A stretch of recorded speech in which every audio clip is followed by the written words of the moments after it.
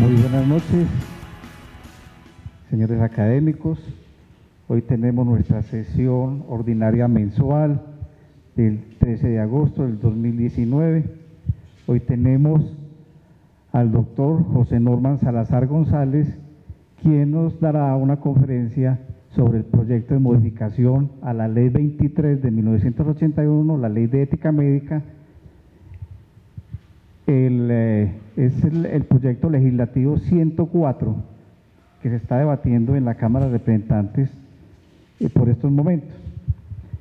El doctor José Norman Salazar González es médico y cirujano egresado de nuestra Universidad de Caldas, es abogado de la Universidad de Manizales, es médico especialista en sistemas de seguridad social de la Universidad Pontificia Bolivariana, máster en medicina forense de la Universidad de Valencia, España, director del Centro de Derecho Médico Colombiano, conjuez del Tribunal de Ética Médica y conjuez del Tribunal Administrativo de Caldas, presidente del Colegio Médico de Caldas, miembro de la Red Iberoamericana de Derecho Médico y miembro del Comité de Ética del Grupo Empresarial Comeva.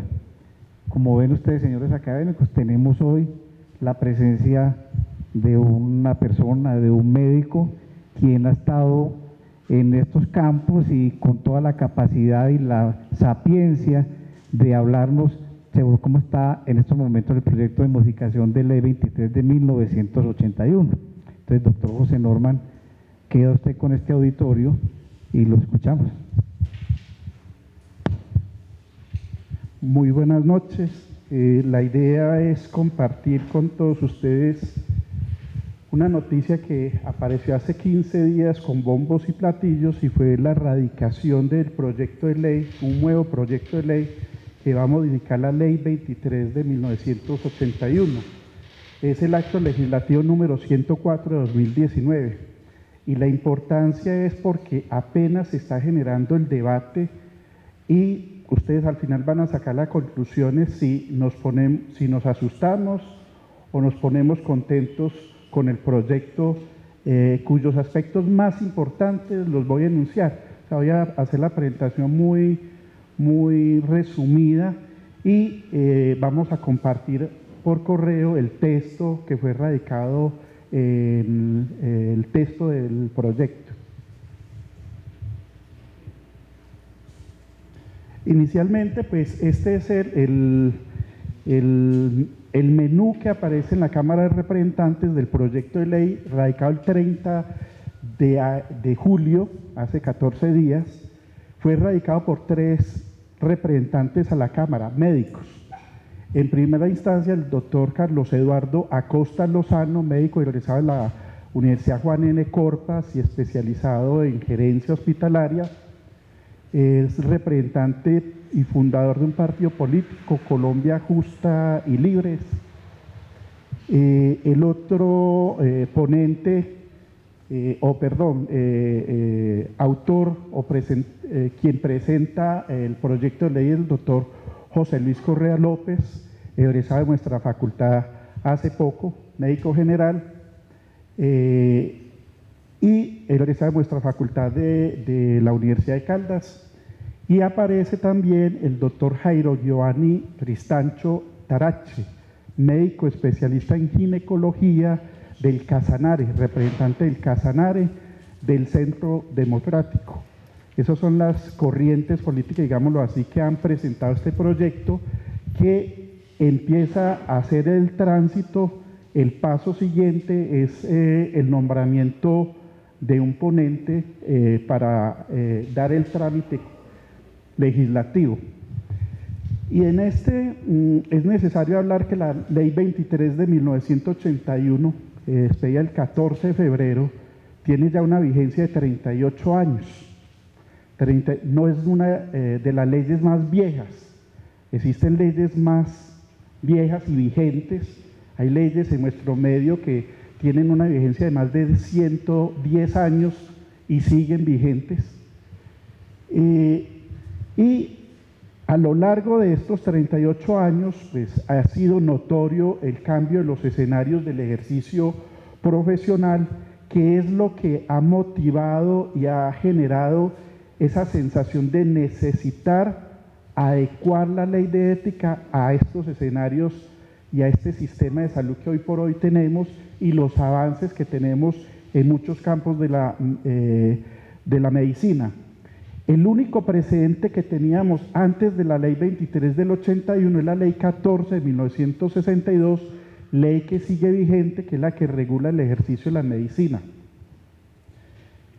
Después de eso apareció dentro de los antecedentes en el año 1972, la Asociación Americana de Hospitales adoptó los derechos del paciente y ese fue como un preámbulo a nivel mundial de un posible adelanto a leyes de ética que en nuestro medio tuvo un hilo conductor con la ley 23. En estos 38 años han existido diferentes intentos de reformarla. Hasta el momento todos han fracasado. Vamos ahorita a explicar el último de ellos. ¿Qué pasó? ¿Cuál ha sido la evolución? O los dos últimos de ellos.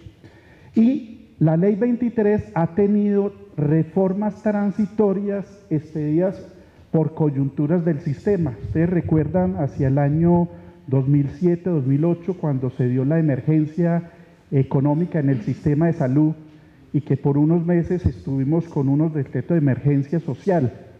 En esa época los decretos de emergencia modificaron algunos artículos de la ley de ética médica, pero cuando se cayó en la corte los decretos de la emergencia volvió a su vigencia los artículos que habían sido derogados.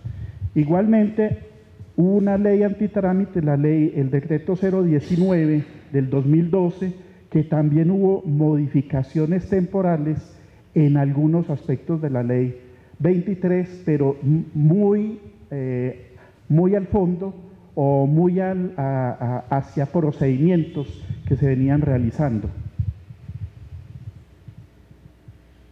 Y el antecedente más reciente, y de pronto del que se ha hablado, es el proyecto de ley número 24 de 2015, que fue presentado por el entonces senador Juan Manuel Galán Pachón. Antes de quiero detenerme, y es que durante muchos años la Academia Nacional de Medicina y organizaciones médicas en Bogotá estuvieron en reuniones con el ministerio y con el patrocinio del ministerio y una sala que estuvo trabajando durante meses y años en un proyecto de reforma a la ley de ética médica. Eso fue en el año 2010. Sacaron un documento que fueron las bases por medio de la cual se estaba motivando en ese año 2010, 2011 y 2012 la reforma a la ley 23. Pero esas iniciativas quedaron frenadas. Posteriormente, la Academia Nacional de Medicina buscó la forma de contactar a alguien del medio político para venderle el argumento de la necesidad de hacer un proyecto. Y ese proyecto de 2010, con algunas modificaciones, fue el que la Academia y la Gran Junta Médica Nacional le presentó al senador Juan Manuel Galán para que él lo presentara, o sea, que fue una iniciativa de los gremios médicos en Bogotá y con soporte en un trabajo que durante años habían realizado en la Sala Especial de Ética Médica del Ministerio de Salud.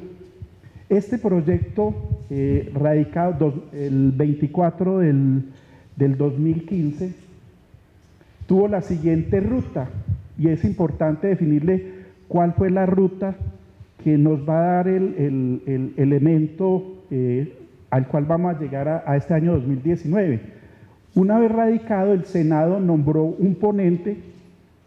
El ponente en ese momento fue el senador Antonio Correa, quien para el primer debate que surge en la Comisión Séptima del Senado presentó unas modificaciones y rindió ponencia favorable. Con esa ponencia favorable, el 25 de mayo de 2016 se aprobó primer debate, primero de 4. Son 4 los debates que se requiere para que salga como ley. Primero, que fue en la comisión, fue aprobado por unanimidad. Posteriormente hubo un foro en la comisión, en ese interreno hubo un foro en la comisión donde participaron las diferentes organizaciones. Lo importante de este foro es que todos iban defendiendo, casi todas las organizaciones iban defendiendo el proyecto, porque venía casi que trabajado por todas las organizaciones médicas, excepto una organización que de frente dijo: no estamos de acuerdo con el proyecto que se está debatiendo. Fue la Federación Médica con el doctor Fernando Guzmán, y él sentía que ese proyecto le faltaba elementos que permitiesen desarrollar más el mundo del ejercicio profesional que tenemos hoy en Colombia. Y a pesar de que fue una voz disonante en el foro, pues el proyecto se tramitó. Cuando se dio el debate hubo unas observaciones del senador Álvaro Uribe. Esas observaciones fueron acogidas y, habiéndose aprobado en la comisión, pasó a la plenaria, donde ya venía con el voto favorable y casi que el respaldo, y casi a pupitrazo fue aprobado por unanimidad en sesión del 14 de diciembre, casi al filo del proceso parlamentario del año 2016, segundo debate. Entonces, estos 2 debates fueron en el Senado y pasaba ya a la Cámara. En la Cámara llegó el 27 de diciembre, nombraron como ponente al representante Edgar Gómez Román, quien rindió ponencia favorable para la sesión del 30 de mayo de 2017. Fue aprobada en forma unánime esa ponencia con unas modificaciones. Nombraron en la misma sesión al mismo representante para que presentara la ponencia en la Cámara, en la plenaria de la Cámara, y se dio el debate el 16 de junio de 2017, último día casi en los estertores del periodo parlamentario. A última hora fue aprobado por unanimidad. ¿Qué pasó? Entre el proyecto aprobado en los 2 primeros debates en el Senado y el proyecto presentado en la Cámara, hubo pequeñas modificaciones, unos artículos, y la ley establece que cuando hay modificaciones se tiene que citar a una conciliación para que se apruebe cuál de los 2 textos es el que queda definitivo, y ahí no alcanzó. En el último segundo no alcanzó a tramitarse ese proyecto o esa normatividad, y se hundió. Tuvo, como se dice, la sepultura de tercera. Posteriormente, ese texto, ya como había quedado a nivel de Cámara de Representantes, lo volvieron a radicar en el año 2017, el 26 de julio de 2017, sin hacer ningún cambio, con la idea de que, como ya había surtido todos los 4 debates, rápidamente se pudiera dar la aprobación. Y sucedió que hubo una voz, aquí estoy, comentarios, un senador, el Rossi, de Laicos por Colombia, hizo una observación a la Cámara y dice: qué pena, señores, no sigan tramitando ese proyecto porque les va a quedar con fallas, porque ustedes no pueden tramitarlo inmediatamente, sino que tienen que dar una espera. Y eso sirvió para que se retirara ese proyecto. Se retiró, fue archivado por incumplimiento del artículo 190 de la Ley Quinta del año 1992, y el mismo texto es el que ahorita surge como el proyecto de ley 104 de 2019. Es el mismo texto. Ahora vamos a entrarnos qué tiene ese texto. Inicialmente, quiero poner el paralelo, el proyecto de la academia, el proyecto presentado por el senador Galán, como objetivo establecía, ahí aparece 2010, regular la ética profesional y la deontología en el campo de la medicina, con el fin de que el ejercicio médico en Colombia cumpla los requisitos de ética y calidad para beneficio de las personas y de la colectividad. Crea y define los tribunales competentes para investigar y juzgar sus violaciones, señala el procedimiento, las faltas y las sanciones correspondientes. Ese es el objetivo de ese proyecto, 2016-2015. Cuando hay una ley, siempre tiene un objetivo, voy a regular esto. El proyecto que se acaba de radicar hace 14 días, mírenlo ahí, modificar y adicionar algunos artículos de la Ley 23 de 1981. Primer mensaje, no es una reforma de integrar a la Ley 23, es una reforma estética, cosmética, y solo toca unos artículos. Mientras que el proyecto de las organizaciones iba a crear un cuerpo único, con el proyecto 104 nos va a quedar, si no surge ninguna modificación, una ley más sin que sea derogada o modificada la ley 23. Y ese va a tener un cuerpo normativo, o sea, no es una reforma de fondo, no es una reforma de fondo. Y está recogiendo lo que iba a ser el proyecto del año 2017. Dentro de los aspectos que se enuncian está que el proyecto de ley 104 de 2019 está modificando la redacción del artículo primero de la ley 23, donde define los fines de la medicina, para qué se hace la medicina, y le hace unos cambios de redacción que, teniendo el texto de la ley 23, le adiciona unas palabras que en algunos aspectos le cambian el sentido filosófico de cuáles son las finalidades del ejercicio de la medicina en Colombia.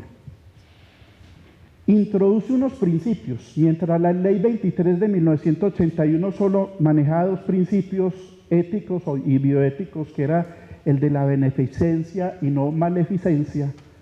El proyecto 104 lo anuncian que está introduciendo los nuevos principios de la bioética definidos por la UNESCO, que están en diferentes manuales y a nivel mundial están aceptados por la comunidad científica. Introducen el principio de beneficencia, no maleficencia, el principio de autonomía médica, el principio de autonomía del paciente. Y aquí voy a hacer los comentarios. Cuando hablamos de principio de beneficencia le da una nueva redacción, pero el principio de beneficencia ya existe en nuestro ordenamiento jurídico. O sea, es llover sobre mojado porque ya está en la ley 1164 de 2004. En el artículo 35 están definidos todos los principios bioéticos, no solo estos 4, son como 8. O sea, están reproduciendo y recortando normas ya vigentes.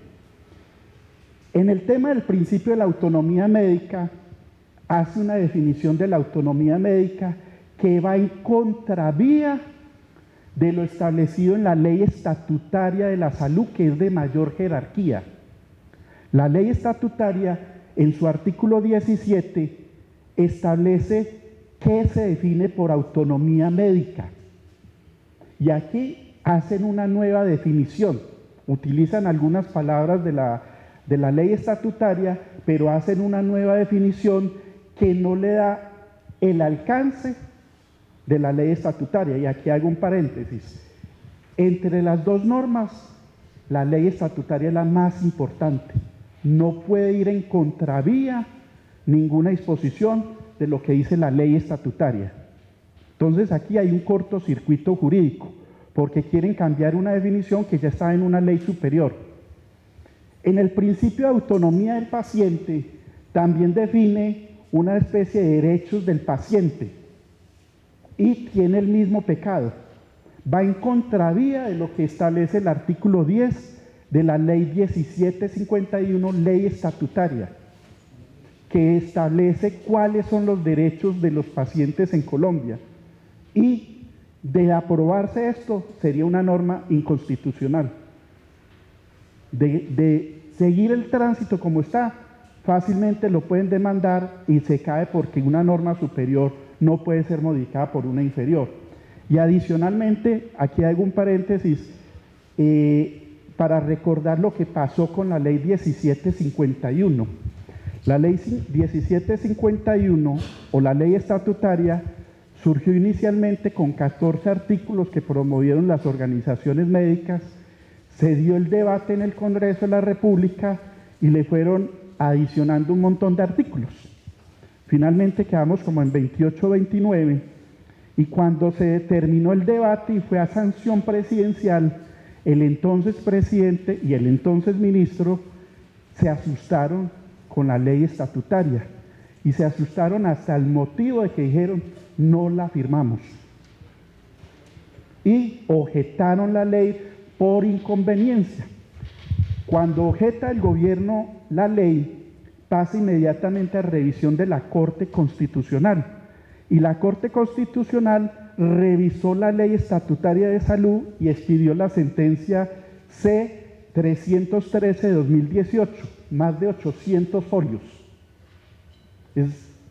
Analiza casi todos los artículos de la ley estatutaria y declaró infundadas las observaciones del gobierno nacional y ordenó que se tenía que firmar la ley estatutaria. En su momento el gobierno tomó eso no como una derrota, sino que lo cambió publicitariamente, dice el derecho a la salud, y firmaron, pero eso fue una derrota que sufrió el gobierno de esa época, porque la Corte Constitucional le dijo: tal como está, aplica la ley, y la tuvieron que firmar completica.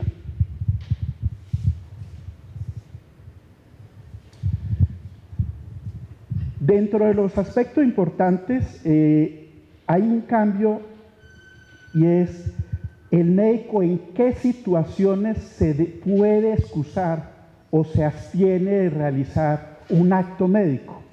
La Ley 23 establece estas tres condiciones. Primera, cuando no corresponda a su especialidad. La segunda, que el paciente reciba atención de otro profesional que excluya la suya. Y la tercera, que el enfermo rehúse cumplir las indicaciones prescritas.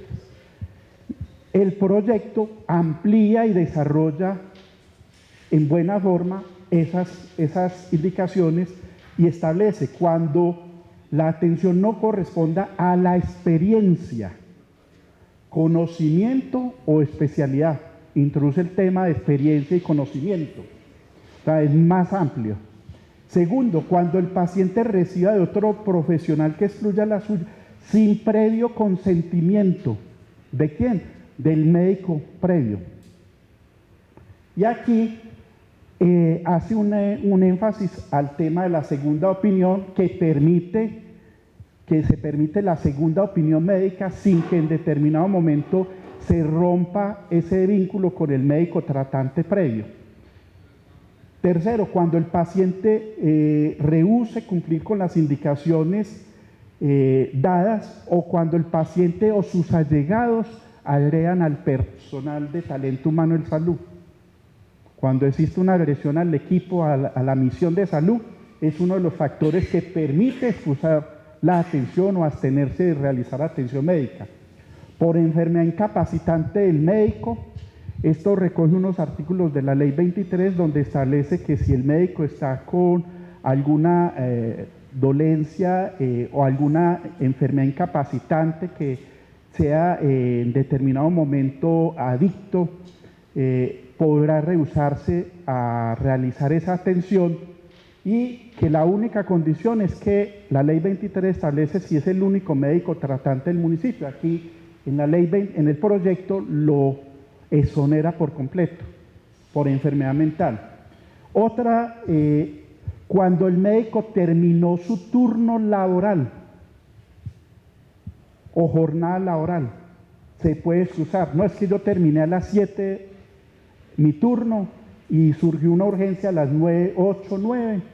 Pues el médico aquí le están reconociendo que él terminó su jornada laboral y es una de las razones por las cuales él se pudiese excusar de realizar una atención en salud, o cuando finalizó su vínculo contractual con la empresa o con la IPS con la cual está vinculado.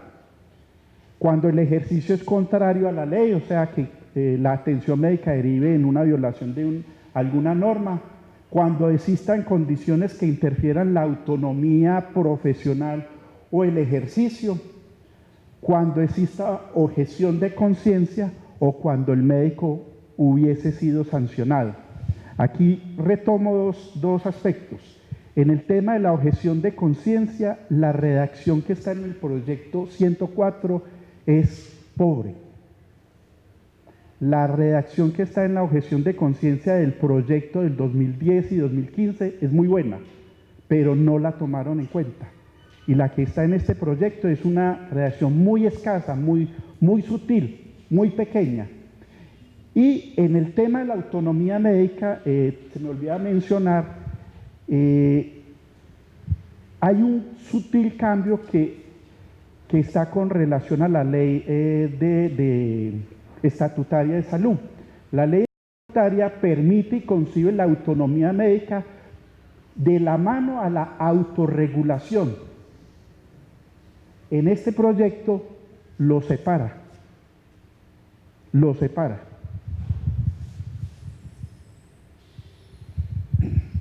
Hace una definición de qué son riesgos injustificados. La ley 23 no trae ninguna definición de qué son riesgos injustificados. Pues el proyecto trae una definición como aspecto para tener en cuenta que los riesgos son aquellos a los cuales sea sometido el paciente y que no corresponden a las condiciones clínico-patológicas del mismo. Cada médico es responsable de aportar a todo el que impacta la salud propia y de los terceros los conocimientos médicos necesarios para evitar hacer daño y procurar el mayor bien posible en lo referente a la vida, integridad, salud, crecimiento, desarrollo armónico e integral durante cada etapa del ciclo vital. Es una definición muy jurídica que en determinado momento no compete o no complementa el tema de los riesgos desde el punto de vista de reacciones secundarias. Y de la mano trae también la definición que son los riesgos justificados, que no lo obtiene la ley 23 en este momento.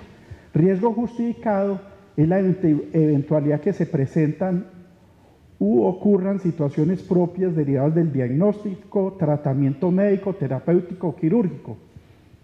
Y establece el proyecto de ley que estos riesgos deben de ser informados al paciente, a sus allegados, los de mayor frecuencia y los de mayor gravedad.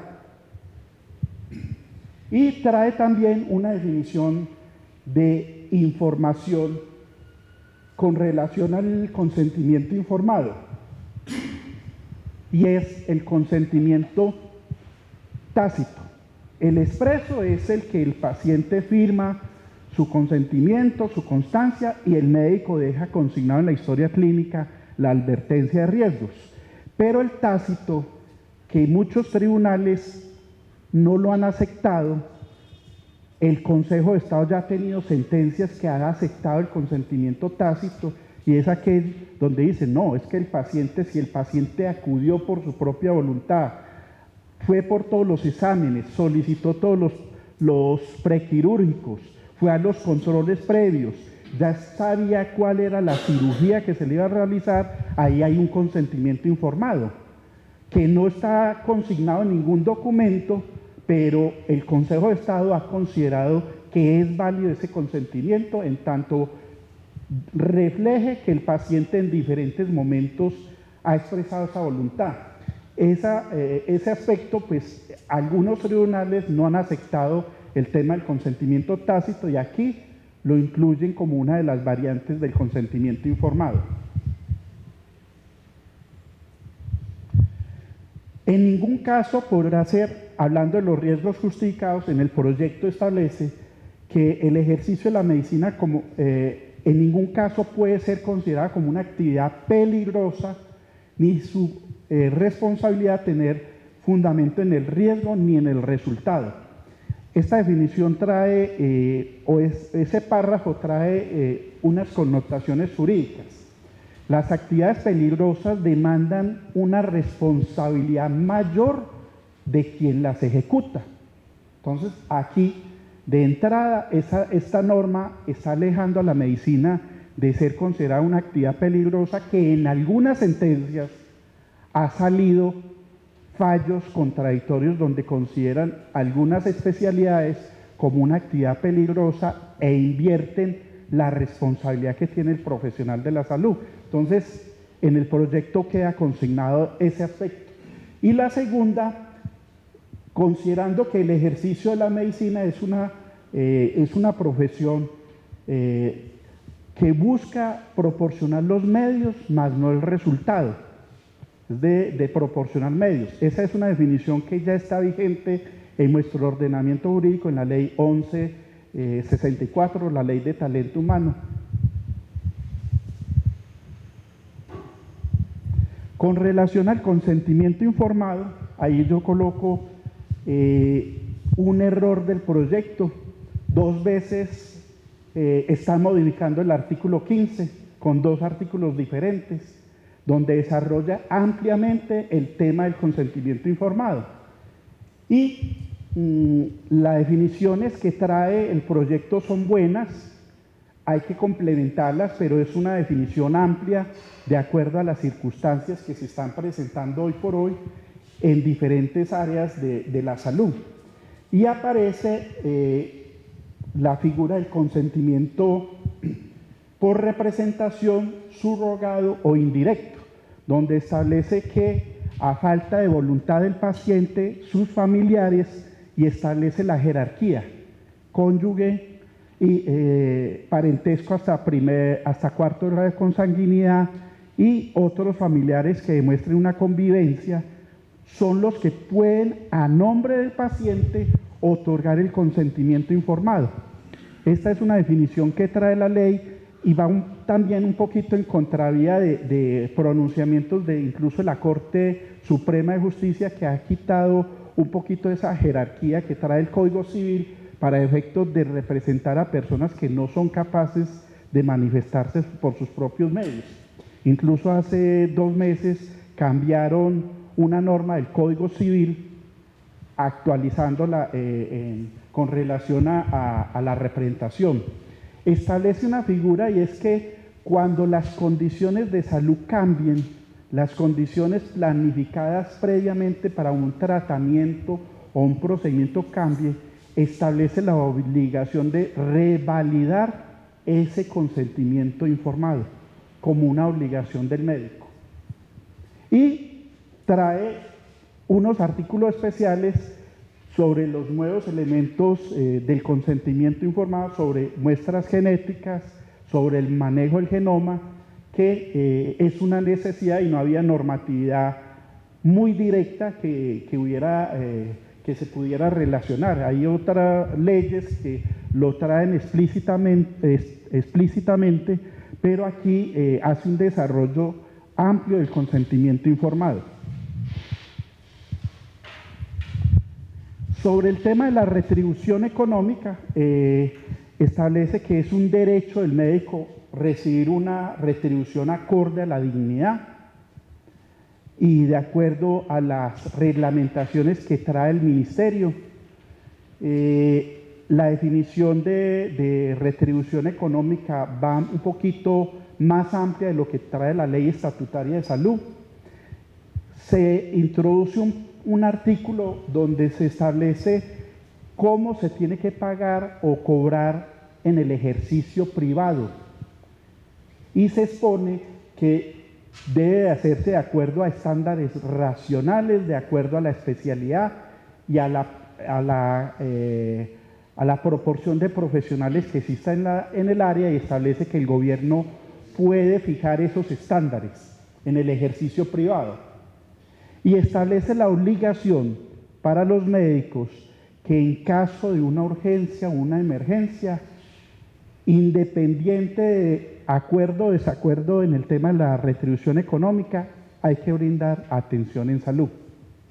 El médico, no estamos hablando de instituciones, médico, cualquier especialidad.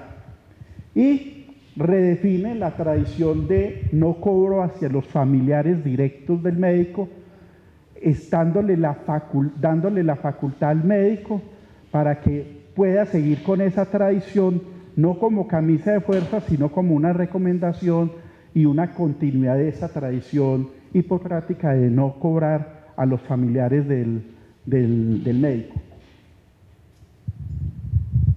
Con relación a la historia clínica en Colombia no tiene ninguna ley. La historia clínica en Colombia está a nivel de una resolución, que es la resolución 1995 de 1999. Cuando digo la resolución, significa que fácilmente en cualquier momento no necesita un trámite extenso para que el ministerio cambie o actualice.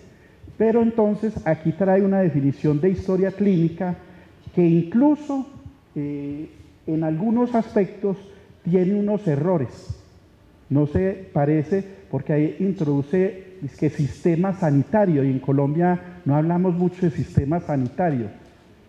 Y establece que es una obligación de la IPS tener, el sistema sanitario, hacer la custodia de la historia clínica. Y define qué elementos forman parte de la historia clínica.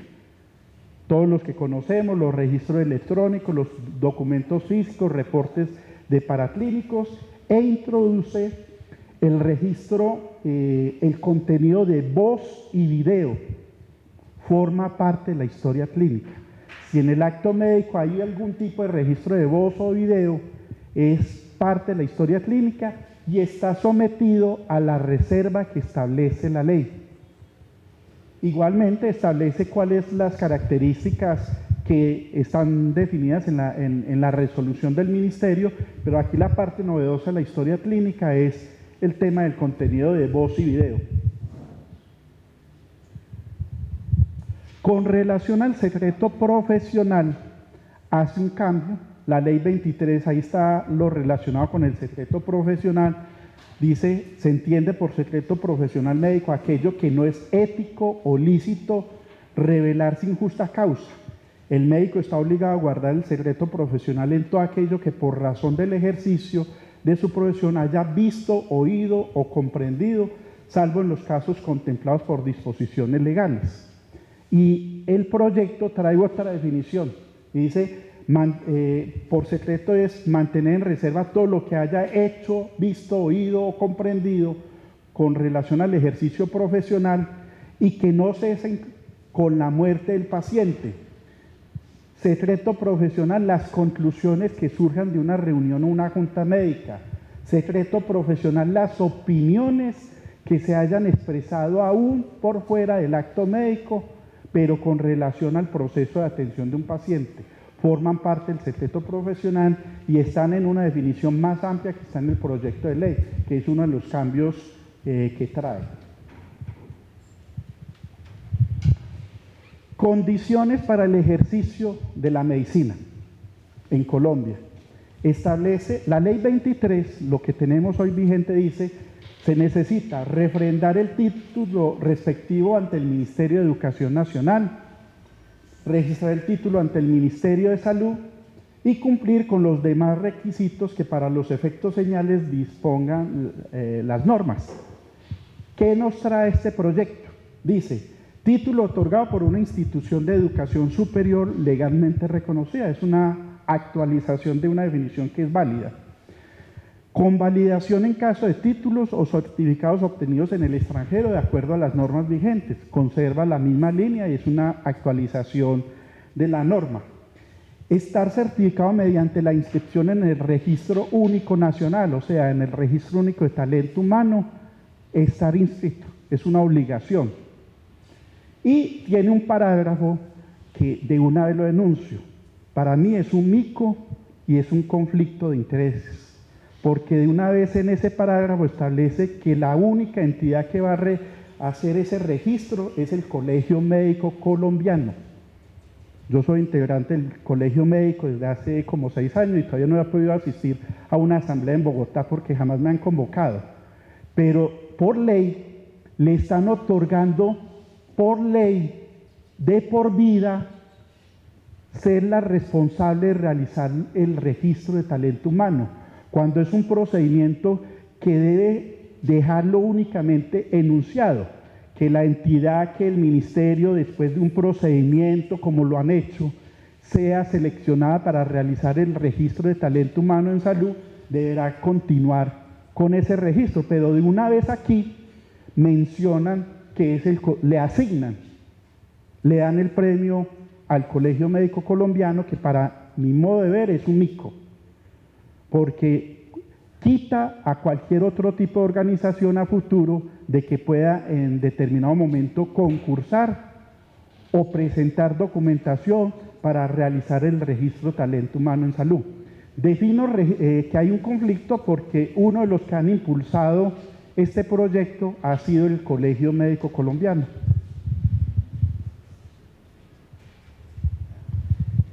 Y trae un capítulo, aquí está muy resumido, que es uno de los componentes de la Ley 23, que es el proceso disciplinario. Aquí únicamente lo estoy enunciando, establece quiénes son sujetos procesales en un proceso disciplinario, o sea, quiénes se pueden meter a ver el proceso, y establece algo que ya está en la ley, pero aquí lo están definiendo, y es que son el médico que es investigado o su apoderado, no más. Pero eso ya está en la ley, pero aquí lo están de una vez introduciendo dentro del proceso ético disciplinario. Establece unos principios rectores que ya están en la ley penal. La ley penal aplica unos principios rectores que por referencia se aplican en el proceso ético, y aquí los están mencionando en el derecho a la defensa, el principio de favorabilidad. Establece unos requisitos sustanciales para que los tribunales sancionen a un médico, y es que la falta se halle plenamente probada y que no exista ninguna causal de exoneración de esa falta. Establece el contenido del fallo. Hay normas jurídicas que establecen cómo deben ser los fallos, pero aquí de una vez están definiendo qué debe tener un fallo. Establece el término de la prescripción, o sea, al cuánto tiempo se tiene que archivar de haberse cometido la presunta falta. 5 años, eso ya por jurisprudencia se tiene ese concepto, pero aquí lo establece en los 5 años. Establece los recursos, también está definido en diferentes normas, en el decreto reglamentario de la Ley 23, recursos de reposición, apelación y queja. Establece que los procesos éticos son sometidos a reserva, únicamente lo puede conocer el médico y el abogado. El que denuncia no tiene derecho a conocer en qué va el proceso o la denuncia que estableció contra el médico. Establece un artículo de nulidades que es muy mal redactado, porque las nulidades, dice, hay 2 nulidades. Una es cuando la acusación contra el médico sea muy vaga, esté llena de vaguedades. Y en el ordenamiento jurídico hay unas causales muy taxativas de nulidad, y esas no son subjetivas, sino que son plenamente identificables y no tienen ningún tipo de interpretación.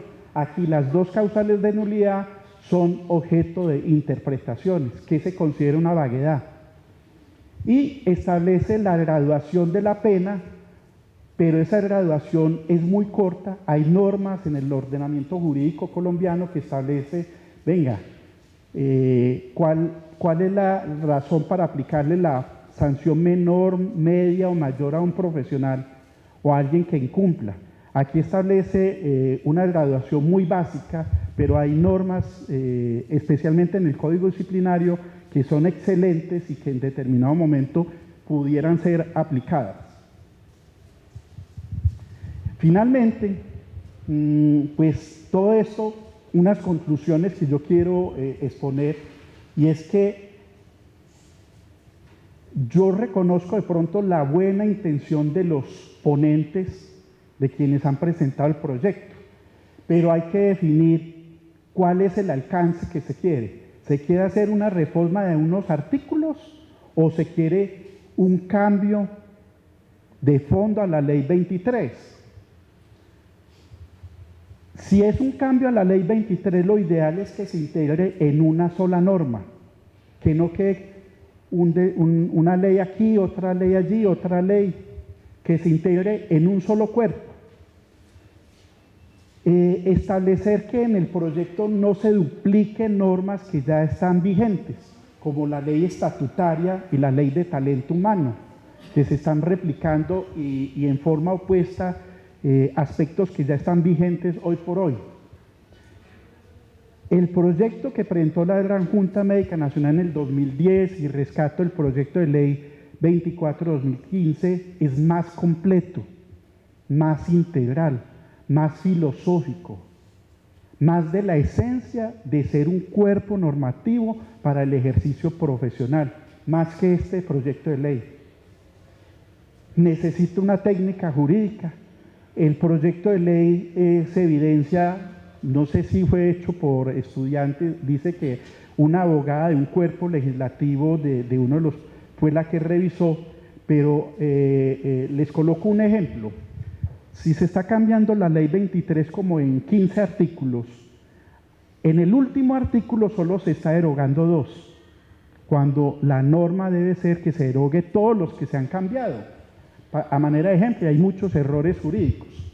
Y corregir el tema del conflicto de intereses. Es decir, no se debe nombrar de una vez o señalar a una institución para que a futuro y de por vida sea la responsable, por ley, del registro del talento humano en salud.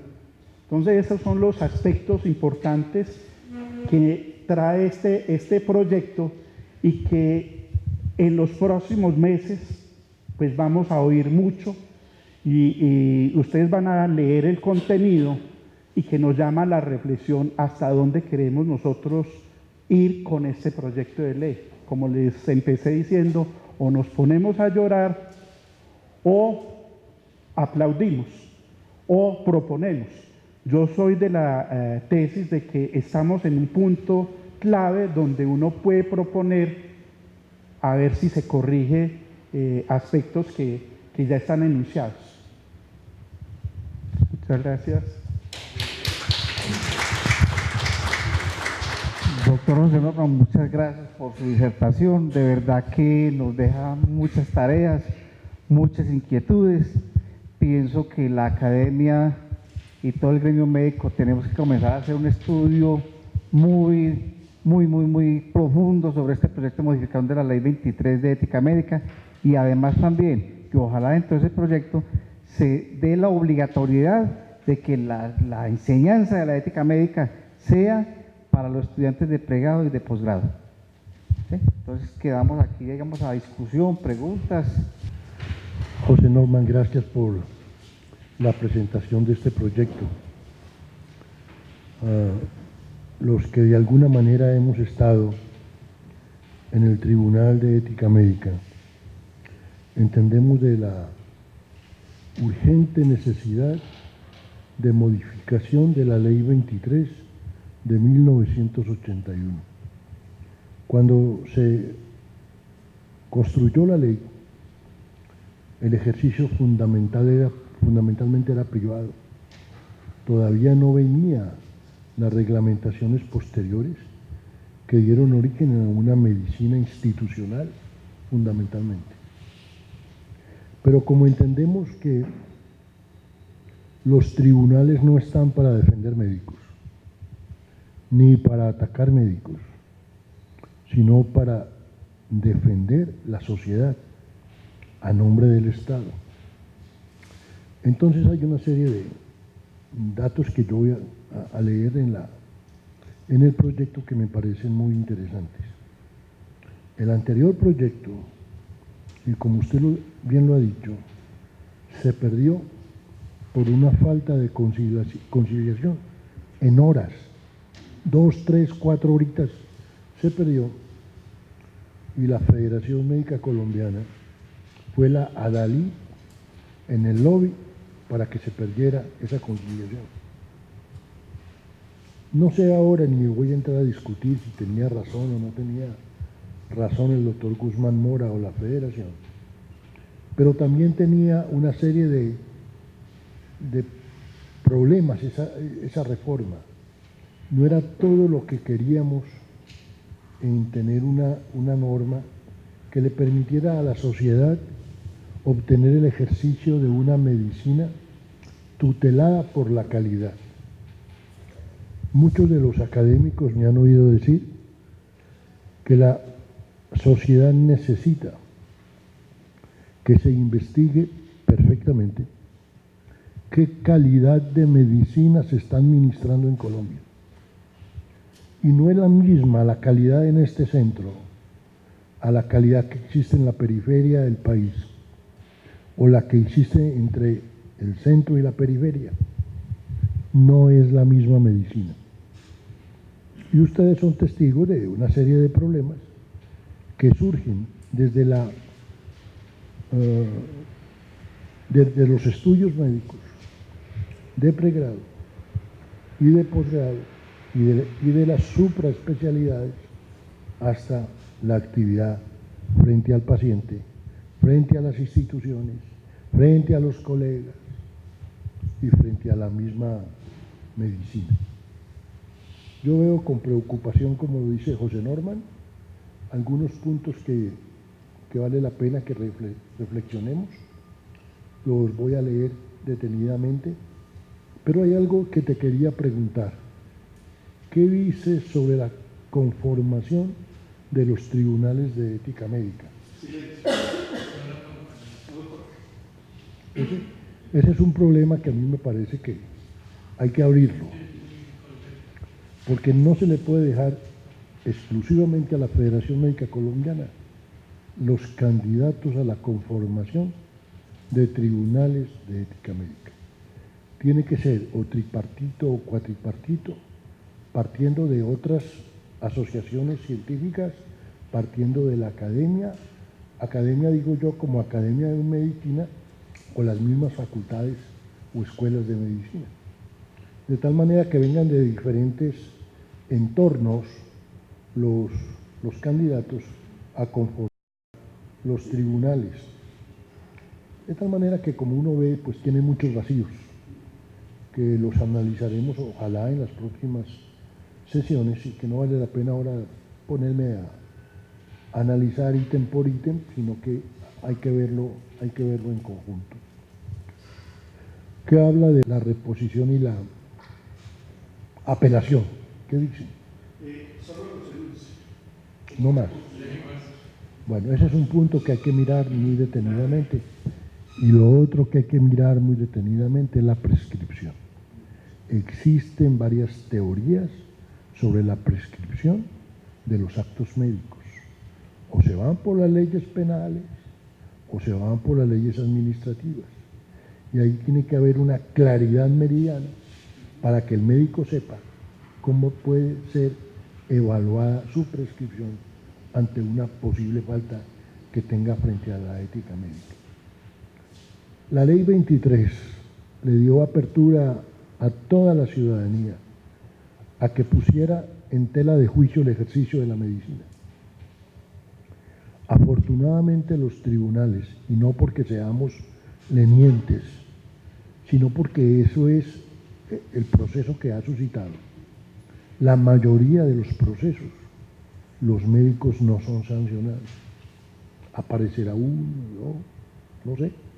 Muy pocos procesos en contraposición con el número de quejas suscitadas ante los tribunales.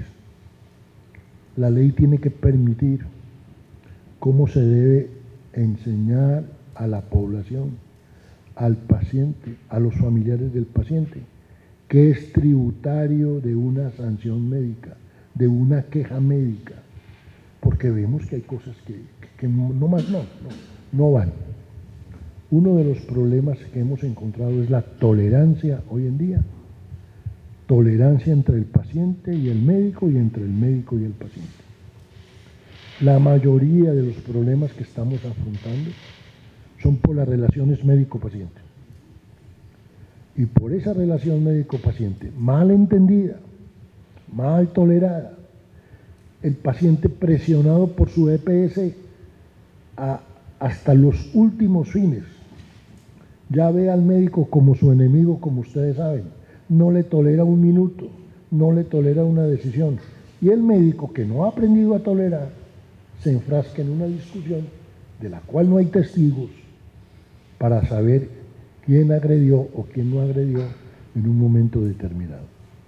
Así que muchas gracias por su presentación. Me da una visión de lo que está ahora en tránsito en el Congreso y que ojalá, así como está, no pase en el Congreso de la República. Doctor Raúl, muchas gracias.